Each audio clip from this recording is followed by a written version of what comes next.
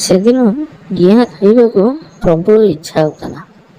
ଘରେ ତ କେହି ନଥିଲେ, ସ୍ୱାମୀ ବାହାରେ ରହୁଥିଲେ। ତେଣୁ ସିଏ କେବେ କେମିତି ଘରକୁ ଆସନ୍ତି।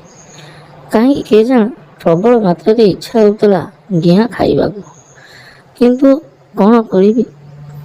ଏହି ସମୟରେ ଆମ ଘରେ କାମ କରୁଥିବା ମୂଲିଆ ସେ ଆସି ଦୁଆର ପିଣ୍ଡାରେ ବସିଥିଲା। ତାର କାମ ସେମିତି କିଛି ନଥିଲା। ତେଣୁ ମୁଁ ତାକୁ ପଟାଇଲି ଏବଂ ପଟାଇ ପାଖାପାଖି 2 ଘଣ୍ଟା ଧରି ତା ପାଖରୁ ଗିଆଁ ଖାଇଲି ଏବଂ ମୋ ବିଏକୁ ଶାନ୍ତି କରାଇଲି।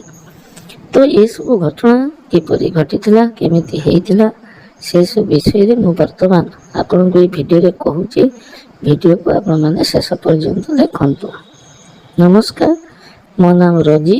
ଆପଣମାନେ ଦେଖୁଛନ୍ତି ଆପଣଙ୍କର ପ୍ରିୟ ଚ୍ୟାନେଲ ପ୍ରିୟା ଟ୍ୟୁବ୍ ଚ୍ୟାନେଲ।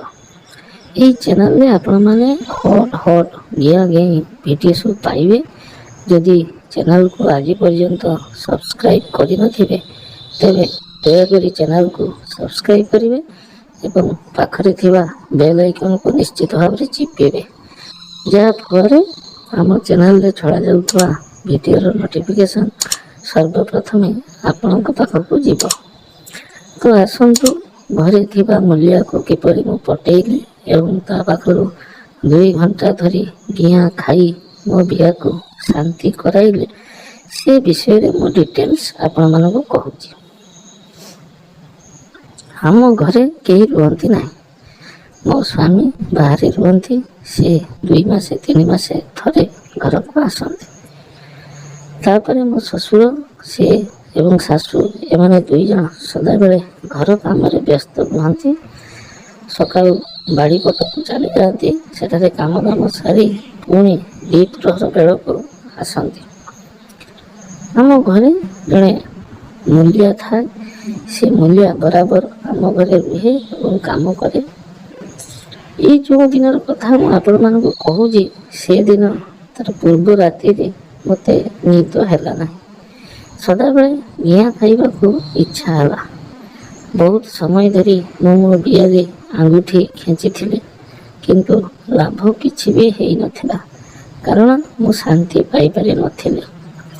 ତେଣୁ ତା ପରଦିନ ସକାଳେ ମୋ ମନଟି ଆଦୌ ଭଲ ଲାଗୁନଥିଲା। ସବୁବେଳେ ସେଇ ଗିଆଁ ଖାଇବାକୁ ଇଚ୍ଛା ହେଉଥିଲା। ତ ଦିନ ସେତେବେଳେ ପାଖାପାଖି 10 କି 10:30 ହେବ। ଏହି ସମୟରେ ଆମ ଘରର ମୂଲିଆ ସିଏ କ'ଣ କରିଥିଲା ନା, ତା କାମ ସାରି ଦୁଆର ପିଣ୍ଡାରେ ଆସି ବସିଥିଲା। ତାକୁ ଯେତେବେଳେ ମୁଁ ଦେଖିଲି, ମୋ ମନ ଭିତରେ ତା ପ୍ରତି ଆକର୍ଷଣ ଭାବ ବଢ଼ିଗଲା। ତାର ବୟସ 18 କି 19 ହେବ। ସୁନ୍ଦର ଟୋକାଟେ, ଦେଖିବାକୁ ଗୁଲଗାଲ। ତେଣୁ ତା ପାଖରୁ କିପରି ମୁଁ ଗିଆଁ ଖାଇବି, ସେଇ ଚକ୍କରରେ ମୋ ମୁଣ୍ଡ କାମ କଲା ନାହିଁ। ଏମିତି କିଛି ସମୟ ଯିବା ପରେ ମୁଁ ତାକୁ ଘର ଭିତରକୁ ଡାକିଲି। ସେ ମଧ୍ୟ ଘର ଭିତରକୁ ଆସିଲା। ମୁଁ କହିଲି, ଦେଖ, ମୋର ପାଦଟି ବହୁତ ଯନ୍ତ୍ରଣା ହେଉଛି। ତୁ ଗୋଟିଏ କାମ କର, ମୋର 2 ଗୋଡ଼କୁ ଟିକେ ଭଲ ଭାବରେ ଘଷି ଏବଂ ରଗଡ଼ି ଦେ, ଯେମିତି ମୋତେ ଟିକେ ମଜା ଲାଗିବ। ସେ ବି କହିଲା, ହଉ ଠିକ୍ ଅଛି। ତାପରେ ମୁଁ ଯାଇ ପଲଙ୍କ ଉପରେ ଶୋଇପଡ଼ିଲି ଏବଂ ମୋର ଶାଢ଼ୀଟିକୁ ମୋର ଜଙ୍ଘ ପର୍ଯ୍ୟନ୍ତ ଟେକିଦେଲି। ମୋର ଗଳା ତକ ତକ ଜଙ୍ଘରେ ସେ ହାତ ବୁଲେଇବା ଆରମ୍ଭ କଲା। କିଛି ସମୟ ହାତ ସେ ବୁଲେଇଲା।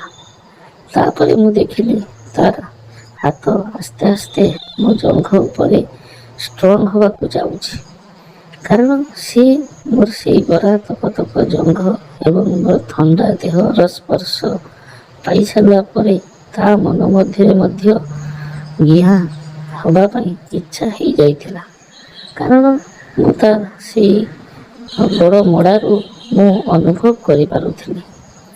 ତେଣୁ ମୁଁ କହିଲି, ଏଇଟା ହେଉଛି ସୁବର୍ଣ୍ଣ ସୁଯୋଗ। ତାପରେ ସେ ଯେତେବେଳେ ମୋ ଆଣ୍ଠୁ ପାଖରେ ହାତ ବୁଲାଉଥିଲା, ମୁଁ କହିଲି, ଆରେ ଆଉ ଟିକେ ମୋ ଜଙ୍ଘକୁ ଭଲକି ରଗଡ଼ି ଦେ। ତାପରେ ସେ ମଧ୍ୟ ସେମିତି ମୋ ଜଙ୍ଘକୁ ତା 2 ହାତରେ ଧରି ଭଲ ଭାବରେ ରଗଡ଼ିବାକୁ ଆରମ୍ଭ କଲା। ସେତେବେଳକୁ ମୁଁ ପୁରା ହିଟ୍ ହେଇସାରିଥିଲି କାରଣ ସେ ଯେତେବେଳେ ତାର ହାତ ମୋ ଜଙ୍ଘରେ ବୁଲଉଥିଲା ସେତେବେଳେ ହାଲକା ହାଲକା ମୋ ବିଆରୁ ପାଣି ବାହାରିବା ଆରମ୍ଭ ହେଇସାରିଥିଲା। ତେଣୁ ମୁଁ ଆଉ ନିଜକୁ ଆୟତ୍ତ କରିପାରୁ ନଥିଲି।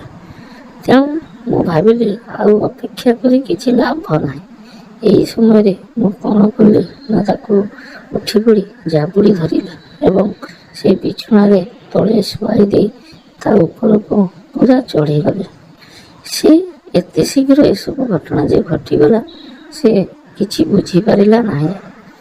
ସେ ଖାଲି କଲ କଲ ହୋଇ ମୋତେ ଚାହିଁଥିଲା। ମୁଁ ତାକୁ ଖାଲି ଏତିକି କହିଲି, ଦେଖ ତୁ ଆଜି ମୋତେ କେହି ମୋ ବିଆକୁ ଶାନ୍ତି କରାଇଦେ। ମୁଁ ଆଉ ଏ କଷ୍ଟ ସହିପାରୁ ନାହିଁ। ସେ କହିଲା, ମାଲିକାଣୀ ଏସବୁ କ'ଣ ଠିକ୍ ହେବ? ମୁଁ ତାକୁ କହିଲି, ଦେଖ ଠିକ୍ ଭୁଲର ବିଚାର କରିବା ସମୟ ଏଇଟା ନୁହେଁ। କାରଣ ମୁଁ ଏମିତି କଷ୍ଟ ଆଉ ପାଇପାରିବି ନାହିଁ। ତୁ ଗୋଟେ କାମ କର, କିଛି ବିଚାର ନ କରି ମୋତେ ଖାଲି ଗେହି ଚାଲ।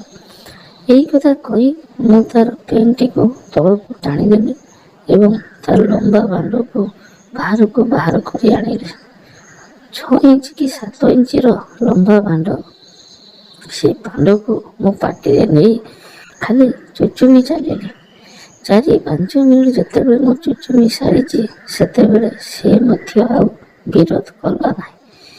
ସେ ମଧ୍ୟ ତା କାମ ଆରମ୍ଭ କରିଦେଲା। ସେ ମୋତେ ଖାଲି କିସ୍ ଉପରେ କିସ୍ ମାରି ଚାଲିଥିଲା। ମୁଁ ସେତେବେଳକୁ ତାକୁ କହିଲି, ତୁ ଗୋଟେ କାମ କର, ଶୀଘ୍ର ତୋ ଭାଣ୍ଡକୁ ମୋ ବିଆ ଭିତରେ ପଶା। ସେ ମଧ୍ୟ ସେୟା କଲା। ମୋ 2 ଟାଙ୍ଗକୁ ଉପରକୁ ଟେକି ଧରି ତା ଭାଣ୍ଡଟିକୁ ମୋ ବିଆ ଭିତରେ ପଶାଇ ଦେଲା ଏବଂ ତା ଗାଣ୍ଡିକୁ ହଲାଇ ନିର୍ଦ୍ଧୁମ ଭାବରେ ପାଖାପାଖି ଅଧଘଣ୍ଟା ଧରି ଗେହିଁ ଚାଲିଲା। ସେ ଯେତେ ଘେଉଁଥାଏ ମୋତେ ସେତେ ମଜା ଲାଗୁଥାଏ। ମୋତେ ଲାଗୁଥାଏ ଯେମିତି ମୋ ବିଆ ଆଜି ଫାଟିଯିବ। ତାପରେ ସେ କ'ଣ କଲା ନା ମୋତେ ଓଲଟାଇ ଶୁଆଇଦେଲା ଏବଂ ମୋତେ ପଛପଟରୁ ପୁଣି ଗେହିଲା। ପାଖାପାଖି 15 ମିନିଟ୍ ସେ ପଛପଟରୁ ଗେହି ସାରିଲା ପରେ ମୋ ବିଆରୁ ସବୁ ପାଣି ବାହାରିଗଲା। ସେତେବେଳକୁ ତା ଭାଣ୍ଡରୁ କିନ୍ତୁ ରସ ବାହାରି ନଥିଲା। ତେଣୁ ସେ ଖାଲି କଚ୍ କଚ୍ ଖପ୍ ଖପ୍ କରି ଗେହି ଚାଲିଥିଲା।